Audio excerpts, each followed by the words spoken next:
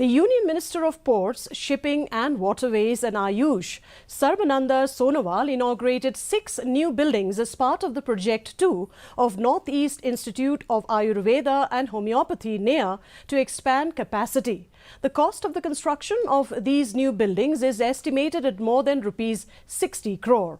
Speaking on the occasion, the Union Minister Sarbananda Sonowal said the capacity of this premier institute, which can play an instrumental role in furthering the traditional medicines in the region, will be expanded.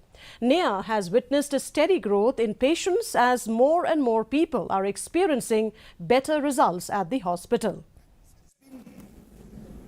All being taken out of the Mother Earth, because Mother Earth is kind enough to bless us by rendering lot of component, and out of this component, environment, ecology, all the component of nature, we have been inheriting the knowledge and power and ability and wisdom.